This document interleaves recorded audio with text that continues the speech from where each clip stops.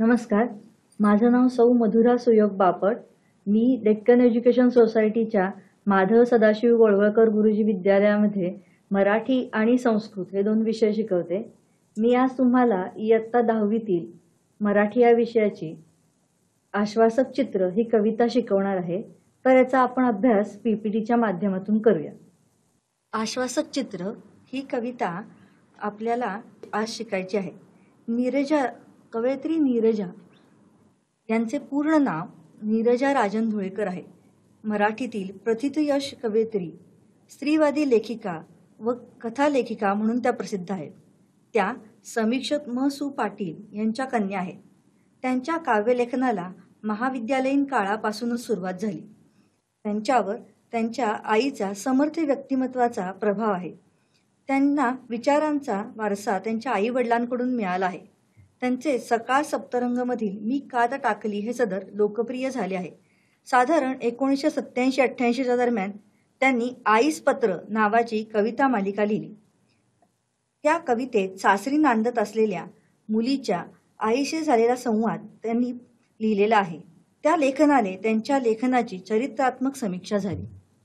त्यांच्या निरर्थकाचे पक्षी या कविता संग्रहातील कविता आज आपण अभ्यासणार आहोत. कवयित्री नीरजा यांचे साहित्य बघूया. नीरजा या मराठी लेखिका आहेत.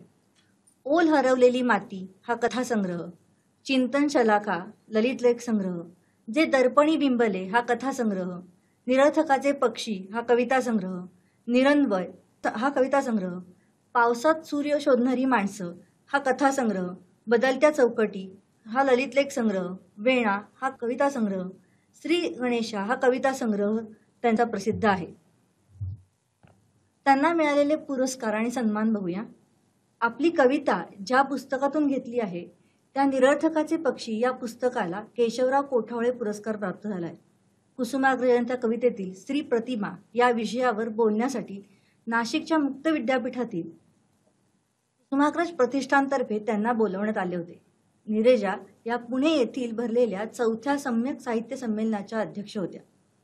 त्यांच्या साहित्याला महाराष्ट्र राज्य शासनाचे सन्मानित पुरस्कार मिळाले आहेत. इंदिरा संत पुरस्कार, कवी केशवसूत पुरस्कार, भैरूरतन दमाणी पुरस्कार, पु.भा. भावे पुरस्कार व ताराबाई शिंदे पुरस्कार आणि महाराष्ट्र फाउंडेशनचे पुरस्कार मिळाले आहेत. महाराष्ट्र राज्य साहित्यिक सांस्कृतिक महामंडळाचा यशवंतराव चव्हाण पुरस्कारही प्राप्त झाला आहे.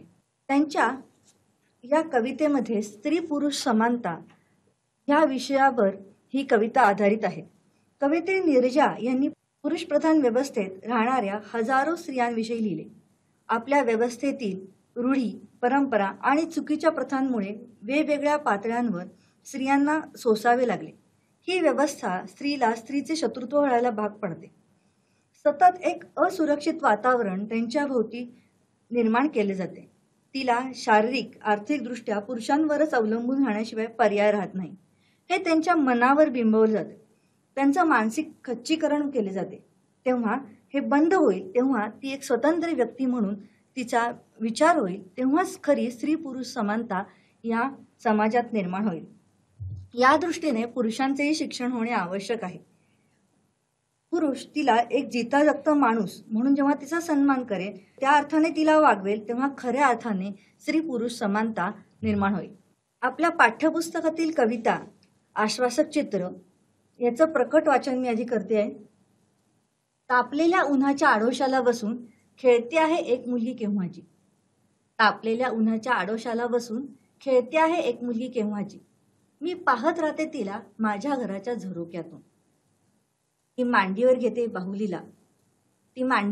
बाहुलीला एका हातानं थोपटत तिला चढवते आधण भाताचं भातुकलीतल्या इवल्याशा गॅसवर.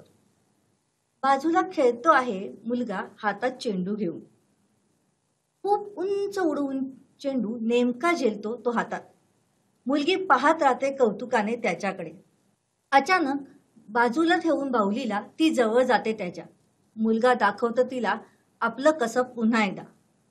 मुलगी चेंडू मागते त्याच्याकडे तेव्हा तो हसून म्हणतो, तू भाजी बनव छानपैकी पाल्याची. ती म्हणते, मी दोन्ही करू शकते एकाच वेळी, तू करशील. मुलगा देतो चेंडू तिच्या हातात. उंच उडवलेला चेंडू आभाळाला शिवून नेमका येऊन पडतो तिच्या ओंझळीत. मुलगा पाहत राहतो आश्चर्यचकित. तशी हसून म्हणते ती, आता तू. मांडी घालून मुलगा बसतो गॅस समोर. दोन्ही हातांनी थोपटत झोपवतो बाहुलीला प्रथम. मग शोधतो पातेलं भाजीसाठी. हळूहळू तोही शिकेल आपलं कसब दाखवतानाच घर सांभाळणं, तापलेल्या उन्हाच्या आडोशाला बसून. माझ्या घराच्या झरोक्यातून दिसतं आहे एक आश्वासक चित्र उद्याच्या जगाचं, जिथं खेळले जातील सारेच खेळ एकत्र. भातुकलीतून प्रवेशताना वास्तवात हातात हात असेल दोघांचाही, ज्यावर सहज विसावेल बाहुली आणि चेंडू जोडीनं. मुक्तछंदातील ही कविता आहे. मुक्तछंदातील कवितेमध्ये मात्रांच्या नियमापासून ती कविता मुक्त असते. यमक जुळणारे काही शब्द असतील नसतील, पण आशय घनत्व जास्त असते. अर्थाला धरून अशी ही कविता आहे. त्याचबरोबर यामधले असलेले संवाद कवितेला एका वेगळ्या परिमाणापर्यंत नेऊन पोचवतात. या कवितेत 3 पात्र आहेत, मुलगा, मुलगी आणि कवयित्री. दुपारच्या तापलेल्या उन्हात एका आडोशाला सावलीत बसून एक मुलगी भातुकलीचा खेळ खेळते आहे. विद्यार्थी मित्रमैत्रिणींनो, आपण सर्वांनीच लहानपणी भातुकलीचा खेळ खेळला आहे ना, किंवा पाहिला आहे. यासारख्या खेळात अनेकदा मुले आपल्या घरातील मोठ्यांचे अनुकरण करतात. मुली आपल्या आई वडिलांप्रमाणे खोटा स्वयंपाक करतात.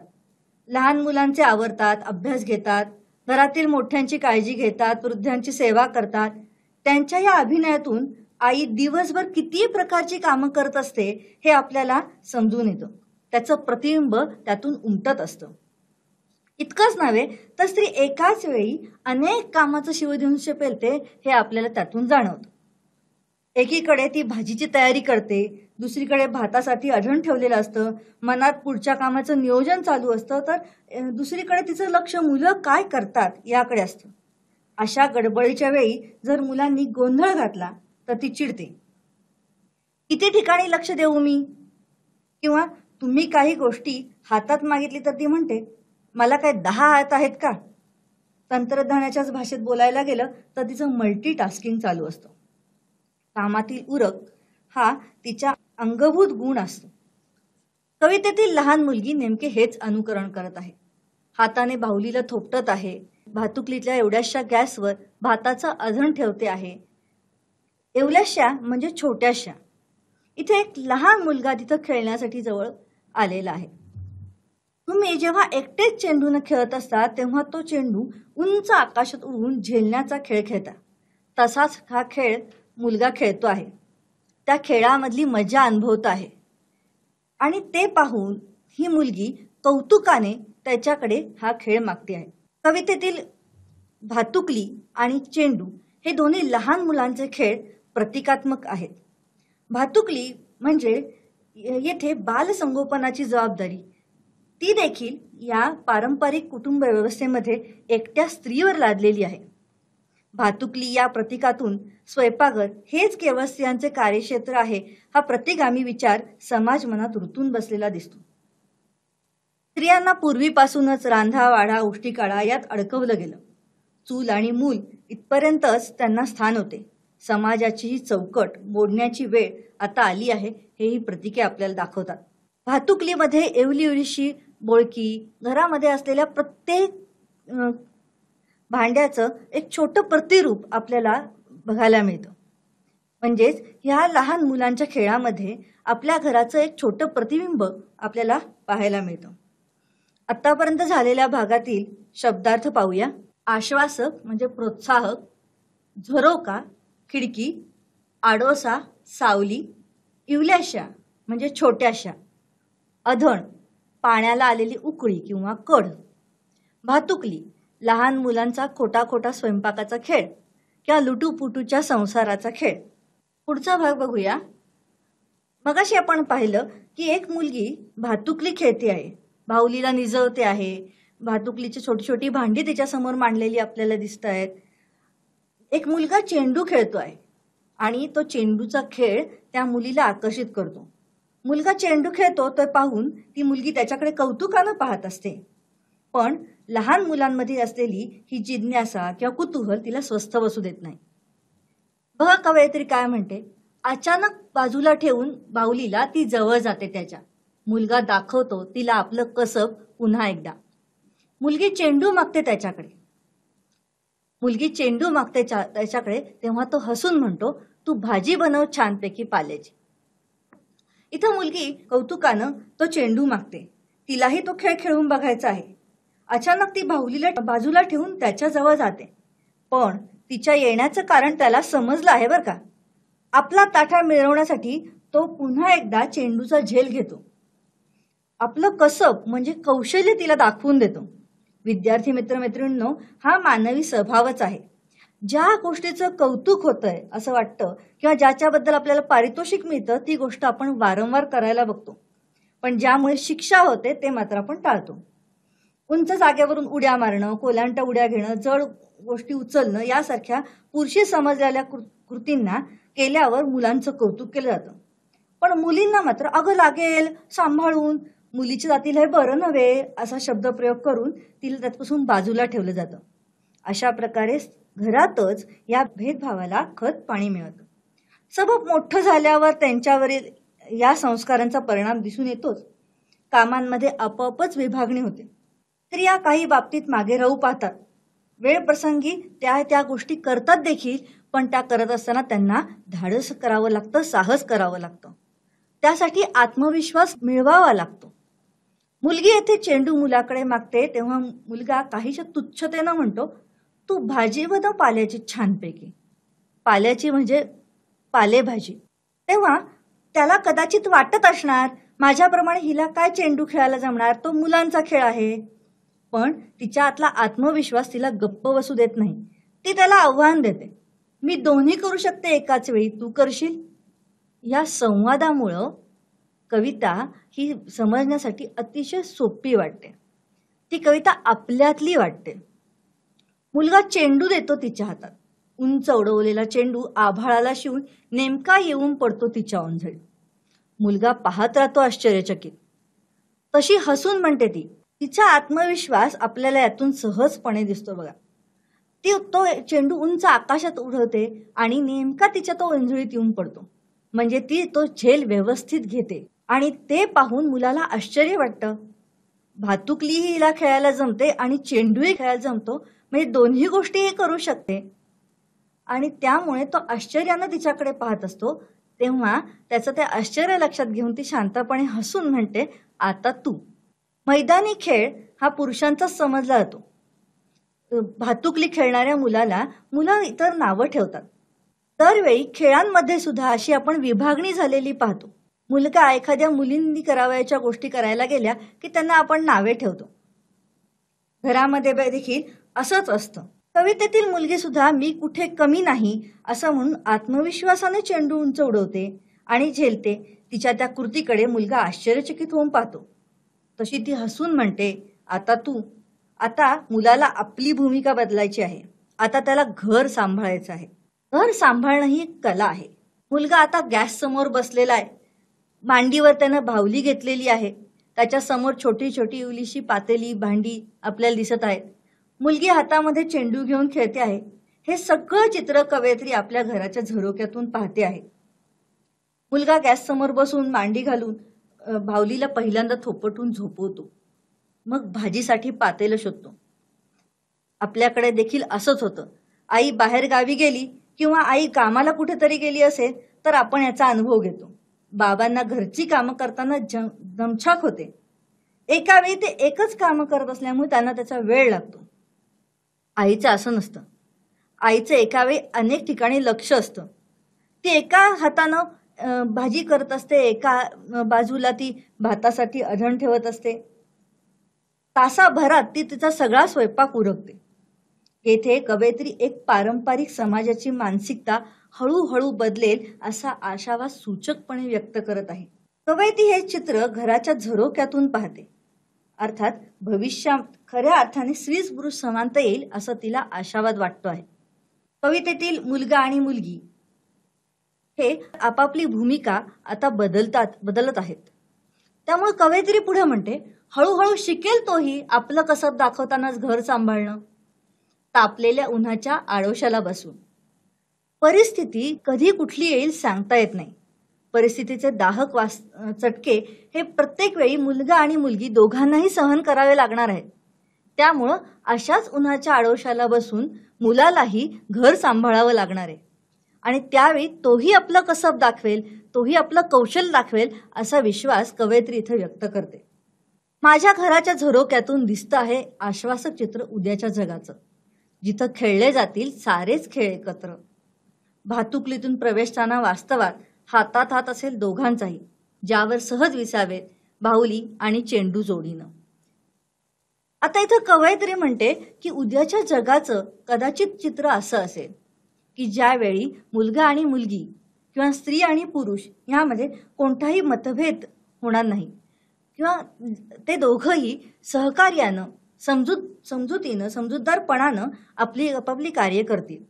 मुलींची कामं वेगळी किंवा मुलींचे खेळ वेगळे ही मानसिकता जर घरातूनच हद्दपार झाली किंवा ती मानसिकता घरातूनच बदलली गेली तर एखादा पुरुष घराची कामे करू लागला तर तो चेष्टेचा विषय होणार नाही. चोरू का गुलाम किंवा पत्नीचा बैलोबा अशी त्याची निर्भत्सना होणार नाही. म्हणून कवयित्री म्हणते की उद्याच्या जगात म्हणजेच भविष्यात कदाचित हे दोघेही जण एकमेकांच्या हातामध्ये हात घालून घरची आणि बाहेरची दोन्ही कामं, दोन्ही जबाबदाऱ्या समर्थपणे पेलतील, समर्थपणे पार पाडतील.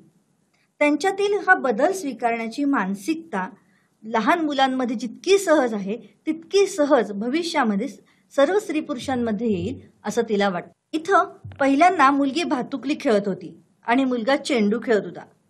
नंतर मुलगी चेंडू खेळू लागली आणि नंतर मुलगा भातुकली खेळू लागला.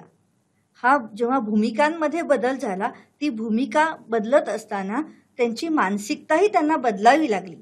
कवयित्री इथं सूचित करते की तितक्या सहजतेनं हा बदल समाजाने देखील स्वीकारावा. ते तितके सोपे नाही हे खरे, पण अशक्य नाही असा आशावाद ती व्यक्त करते. कदाचित येणारी पिढी हे चित्र सत्यात उतरवेल. आज मुलं मुली दोघेही नोकरी करतात.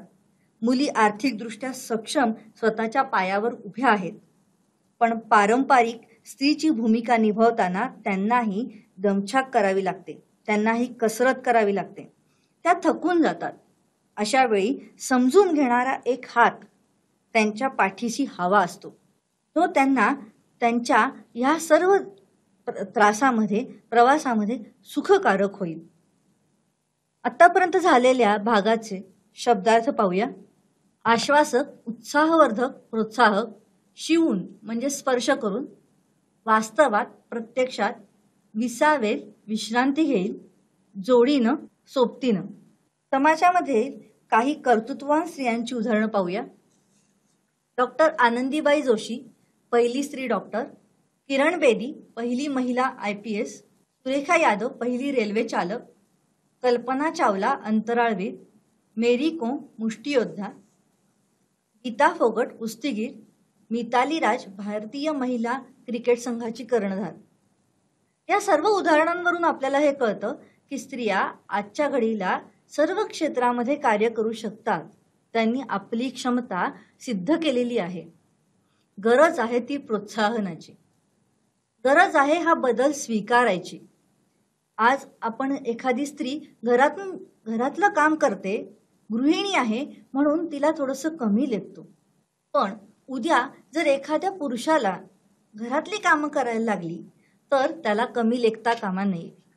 घरातील कामे ही देखील तितकीच महत्वाची म्हणून समजली गेली पाहिजे. सर्व क्षेत्रात स्त्रिया आज आघाडीवर आहेत. स्त्री आणि पुरुष ही समाजरूपी रथाची दोन चाकं आहेत. दोघांमध्ये सामंजस्य व सहकार्य आवश्यक आहे. मुली कमवत्या झाल्या, मुलं होतीच, परंतु पुरुष प्रधान संस्थेत मुलगा किंवा पुरुष फक्त कमवता नाही, तो कुटुंब ताब्यात ठेवणारा, सर्व निर्णय घेणारा, धाक किंवा वचक निर्माण करणारा होता. स्त्रीला देखील स्वतःचे निर्णय स्वतः घेण्याची मुभा मिळावी. कवयित्री म्हणते की तिच्या निर्णयांचं स्वागत व्हावं, तिचं मत विचारात घेतलं जावं, व्यक्ती म्हणून तिचा सन्मान व्हावा. घर मुलं सांभाळणं या पलीकडे जाऊन तिच्यातील सुप्त गुणांना वाव दिला पाहिजे. झरोक्यातून दिसणारं हे चित्र आशादायी आहे असं कवयित्री म्हणते. या झरोक्याचा दरवाजा व्हायला हवा. कवयित्रीनं इथं झरोका म्हणलं आहे, दारं असं म्हटलं नाही. कारण काही ठिकाणी हे जरी चित्र आशादायी असलं तरी सर्वच ठिकाणी हे चित्र आशादायी नाही. काही ठिकाणी अजूनही या परंपरागत चौकटी तशाच यांना जखडून आहेत. आणि म्हणूनच कवयित्री इथं म्हणते की या झरोक्यातून दिसणारं आश्वासक चित्र हे उद्याच्या जगाचं असलं पाहिजे. उद्याच्या जगामध्ये मुलगा आणि मुलगी हे या दोघांनाही समानतेनं लेखलं गेलं पाहिजे. समाजात अशा परस्पर आदर व सहकार्यानं मोठ्या झालेल्या कर्तृत्ववान व्यक्ती आहेत की ज्यांनी समाजासमोर स्त्री पुरुष समानतेचा वस्तुपाठ घालून दिला आहे. अशा काही कर्तृत्ववान व्यक्तींची नावं सांगते. महात्मा फुले, सावित्रीबाई फुले, पी नारायण मूर्ती, सौ Sudha Murthy, doctor Abhay Bang, doctor Rani Bang, doctor Prakash Amte, सौ Mandatai Amte, P V Dhananjayan, Shanta Dhananjayan, doctor Ravindra Kolhe, doctor Smita Kolhe, न्यायमूर्ती महादेव रानडे, सौ रमा रानडे, श्री रमेश देव, सौ सीमा देव. या कवितेतून आपण काय शिकलो एकदा बघूया.